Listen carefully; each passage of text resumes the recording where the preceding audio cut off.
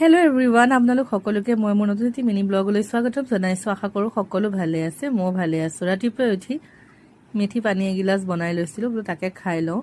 আপোনালোকে বাৰু detox drink খায়নে?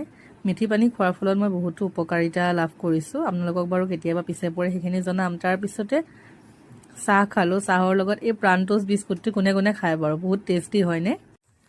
Tasty হয়, কিন্তু হেল্ডি নহয় দেই। সদায় খাব নালাগে, কেতিয়াবা মন গ'লে এপিচ দুপিচ খাব পাৰে, আৰু দুপিচ খালেও বেছিয়ে হয়। মায়ে দুপিচ দিছিলে, তথাপিতো মোৰ কাৰণে হেভিয়ে হৈ গ'ল।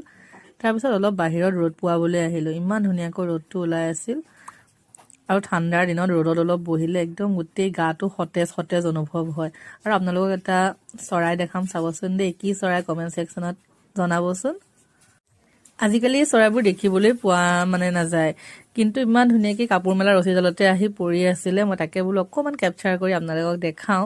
তাৰপিছতে মই কালি এটা ভিডিঅ' আপলোড দিছিলোঁ, জলনীতি কেনেকৈ কৰে সেই বিষয়ে ধুনীয়াকৈ মই লিখি দিছিলোঁ। আৰু এটা কথা মোৰ ক'ব থাকি গ'ল যে এই জলনীতি কৰোঁতে সদায় কুহুমীয়া পানী ল'ব, একদম বেছি গৰম নল'ব, একদম কুহুমীয়া পানী ল'ব, আৰু তাত অকণমান নিমখ দি ল'ব, অকণমান, বেছি নহয়।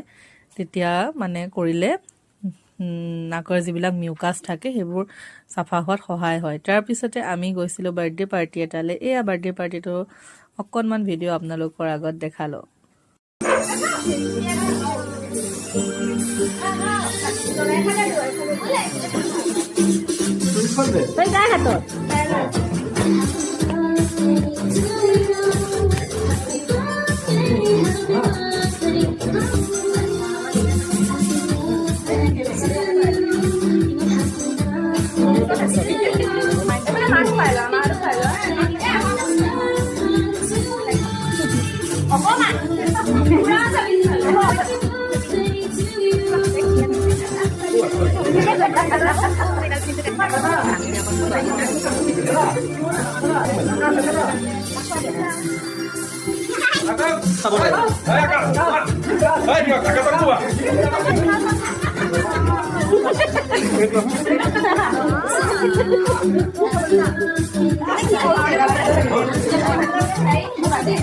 আৰু তাৰপিছত বাৰ্থডে পাৰ্টি খালোঁ, আৰু খাই পেলাই টিকলিজনী দেখিছেনে, মোৰ ভতিজী হয়। অকণমান তাইৰ লগত টাইম স্পেণ্ড কৰিলোঁ, আৰু ঘৰলৈ ৰাতি ঘূৰি আহোঁতে প্ৰায় 12টা মানেই বাজিল। আজিলৈ ইমানেই, bye bye, will meet you চুন।